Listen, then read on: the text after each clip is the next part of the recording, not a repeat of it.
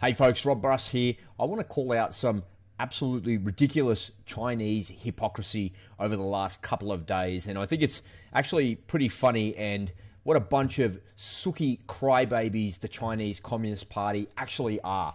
They're a bunch of sooks. It shows me that when they don't get their own way, that they throw their toys and they use this really vile, sharp, vicious language in this threatening tone continuously. And that's what communists know.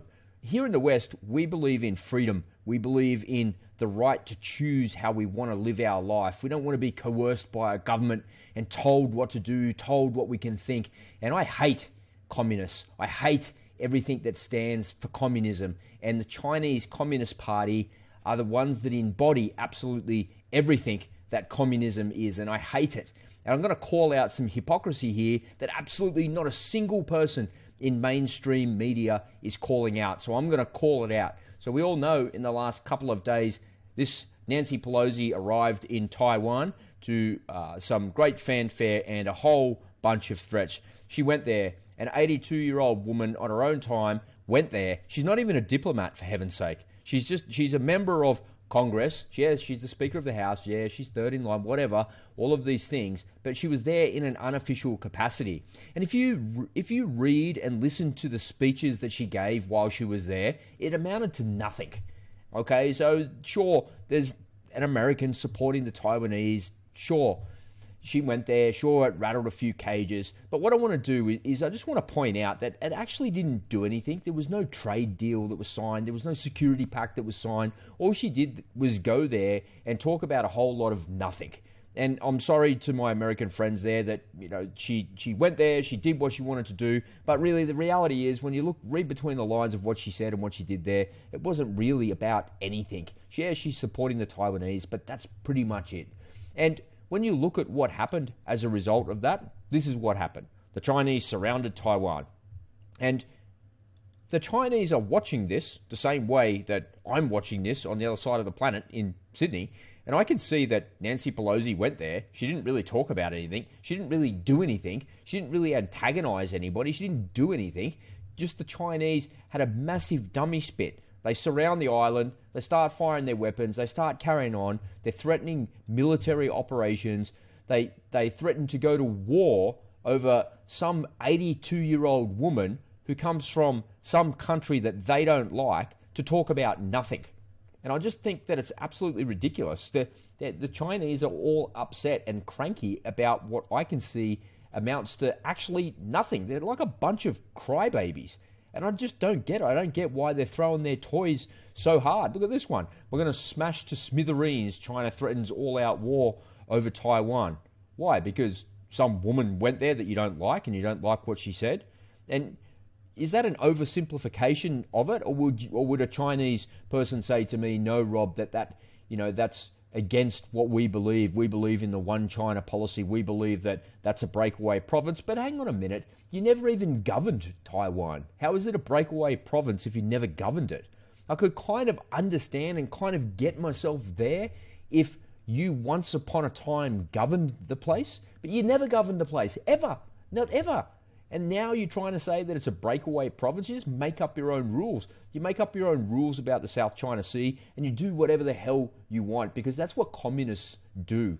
And we all know that the communist experiment has failed. It's failed radically. It's failed in the 20th century and it will fail in the 21st century as well. Because what you can never understand, what these stupid communists, these stupid people in the Chinese Communist Party and anybody that follows that ideology doesn't understand is that there's no way to control my mind. You cannot control my mind. You cannot control my tongue. You can't tell me what my tongue can and can't do, and you can't control my mind. And you're a bunch of sooky crybabies. And let me call out the hypocrisy and show you exactly why.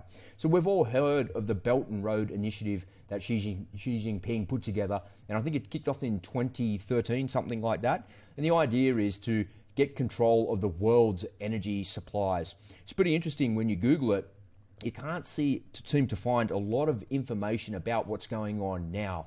And that's because of what's happened with COVID, and that's because of what's happened in the political climate in the last 3 to 5 years. It's changed radically. Once upon a time, it was all very welcome, and people were looking for Chinese investment, and they were looking for all of that stuff. And, you know, as I was doing a quick bit of research for this video, you look at the Chinese debt trap diplomacy. You would have heard that before. And it turns out that that looks like it's a bit of a myth. You know, in an hour or so worth of research, from what I can see, it looks like a bit of a myth. It's popularized by Western media that the Chinese are out there buying things and funding things, but actually not giving countries terms that they can sustain, so therefore they go in there and they steal their infrastructure. Yeah, sure, there might be an element of that goes on there, but what they're looking to do, what the Chinese seem to be looking to do, is to be going and doing business in these countries. Instead of giving these African nations aid, they're building infrastructure. They don't want aid. What they want is they want help, they want infrastructure, and they want to do business. And the Chinese have been very smart in doing that with the Belt and Road Initiative. So if it's such a good thing, why can't I find anything out about it? Why can't I see it in the public space? I can look at Wikipedia and I can see here's the hypocrisy, folks. They're out there promoting this Belt and Road Initiative, saying it's the best thing in the world. And as of the 23rd of March, just a couple of months ago, 215 cooperative documents have been signed with 149 countries and 32 international organizations. So China has an influence over 149 countries, a direct influence. They've signed 215 cooperative documents. Now, is it normal for countries to go out there and work with other countries and help each other and supply things and trade with them? Absolutely. Of course it is. That's completely normal. That's how countries do trade. That's how we do business. We've got products and services to sell. We've got things to put out there. But it turns out that every time that this guy, the Chinese foreign minister, steps out his front door, goes to the airport, gets on a plane and goes to some other part of the world, he's implementing Chinese influence. And he's doing that through business. And he's going there under the guise of the Belt and Road Initiative, trying to gather more business for China. And that's his job as the foreign minister. He wants more business for his country. He wants his country to prosper, and he wants it to be better. And he wants those countries that he goes to prosper and to be better, because the better they are, the better it is for China, and it works for everybody. That's how international relations work. That's how the good side of things work. So why is it then that this guy has a little hissy fit and has a tantrum when someone that's 82 years of age, that has no real influence on anything that's happening with the Taiwanese politics, has no real influence or no real say on what's going on between the United States and Taiwan, and the guy loses his mind, and the Chinese government seem to lose their mind, and they're threatening war and World War III, and they're firing missiles and carrying on like a bunch of pork chops, all because some woman rocked up there and said hello to the Prime Minister there. Like, this is just unbelievable to me, that the hypocrisy of what the Chinese government are doing and the way that they're calling this out. I can't believe it. It just shows me they're just a bunch of crybabies. And we've seen it before. Here's some more pictures of these crybabies. And this guy seems to be he's one of the biggest crybabies of all.